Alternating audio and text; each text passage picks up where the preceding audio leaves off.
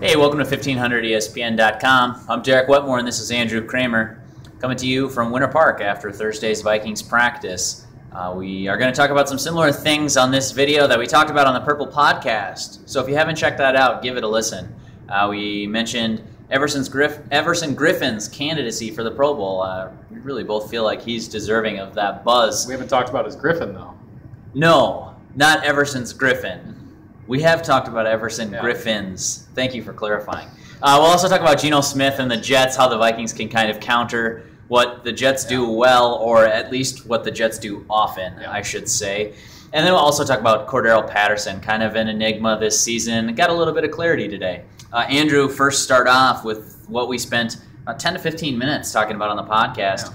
Everson Griffin's really sort of paid off on that gamble of a contract that the Vikings gave him this offseason. He really has, to the point where I believe the coaching staff counted up he got 4 one-on-ones the entire game against the Carolina Panthers, meaning that they either chipped him with a tight end or running back, or they just straight up double-teamed him. So he's now being treated like a premier NFL defensive end, and that's something where when he came on the sideline, he had to kind of look at his coaches like, is this what I'm going to be getting the whole year? And they tell him, like, hey, this is what you wanted. This is what you're getting paid for. So that's basically what's going on right now with Griffin. He's trying to come to terms with the fact that, hey, I'm going to have to fight through now more than I'm used to. But Mike Zimmer said it today, a big key with him is that's going to open up lanes for the other guys, and once the other guys start getting to the quarterback, then Everson will see more lanes to open up for him. So if he's getting double-teamed that much, it just means that he's the guy who's forcing them that many more problems for the offense. Right. Well, and Zimmer just, I mean, in your question in the post-practice scrum, you'd asked, well, then what? And he talked about kind of how the coaching staff can adapt to that. What was your takeaway of how he explained,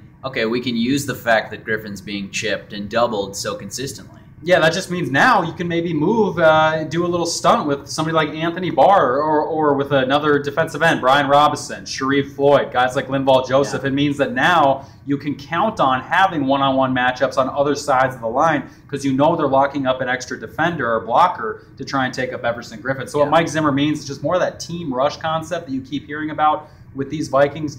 That's what it means, and that, hey, if one guy's getting double, that means 3 more guys should have one-on-one matchups. Sure. Speaking of team rush, kind of the opposite side of the ball, though, the Jets ran 47 times Monday night against the Dolphins.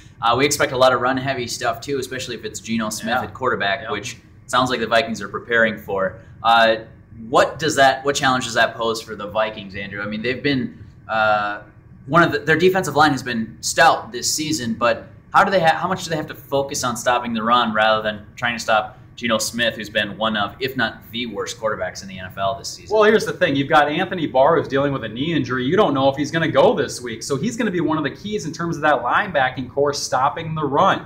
You look at the yards they gave up, and just overall this year, but specifically to Carolina last week, it was 5.4 yards per carry. Part of that's the quarterback, but also that goes back to the linebackers. The linebacker play has been kind of the weakness so far this year, just with injuries and in terms of aging and just not having the guys you want there at those positions. So they're going to come to play quite a bit against the Jets. So we're going to be running the ball a lot with Rex Ryan, who's a walking. He's walking. He's a dead man walking, is what I was trying to say, in terms of him being a coach. And so not literally, right? You just mean like his job. We're not sure. We're not sure. No, but he's a guy that is on his way out. That's obvious. Being 2-10 with the New York Jets.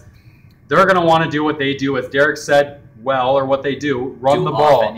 Often, 47 times they ran the ball last week out of 64 plays. And then at the end of the game, they needed Geno Smith to try and claw back, and he couldn't because he was throwing his 10th pass of the game. Right. So it's a situation now with the Vikings where they know what they need to stop. They know they want to put the ball in Geno Smith's hands, make him beat them. Yeah, I think the Vikings' key to success will be not only to try and stop the run, but to force Geno Smith to try to throw, because even if you're facing a ton of Chris Ivory, Chris Johnson, you know, they can move the ball. They can get yards on offense. But I think if you challenge Geno Smith to beat you, much like the Vikings tried to challenge Jay Cutler a few weeks back, challenge him to beat you, and I think you'll see positive results from that. That's just it, though. And two, in this modern era NFL, where it revolves so much around the quarterback, big plays, putting up big points, winning those games, because you need to put up that many points. It's not about grinding games out anymore. In the playoffs, it might be, but not in the regular season. So you see a Jets team that's second in running the ball,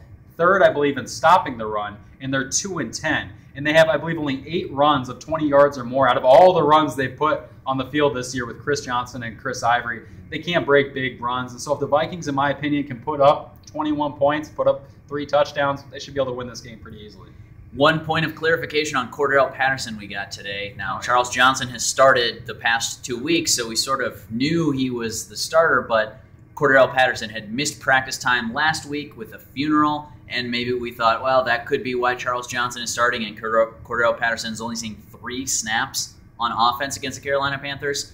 Not the case, so says offensive coordinator Norv Turner, who confirmed today that Charles Johnson is the starter at X, or that split end position, while Patterson then becomes the backup. It's sort of just the confirmation of what we thought we knew about Patterson, that he's now moved to a backup role to Charles Johnson. Yeah, he has not started a game since before the bye week in that game against the Redskins. And the coaching staff thought they had something going after that Tampa Bay game where he caught a few passes, but he didn't do that well in the Redskins game. They decided to start Jarius Wright and Greg Jennings in Chicago. They still gave him a lot of looks, Cordarrelle. Yeah.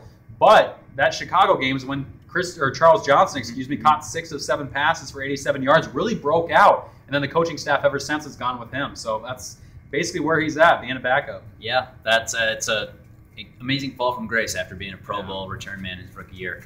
And that'll do it for this Vikings video. Be sure to keep checking back at 1500ESPN.com for all of your Vikings updates. For Andrew Kramer, I'm Derek Wetmore from Winter Park. Thanks for watching.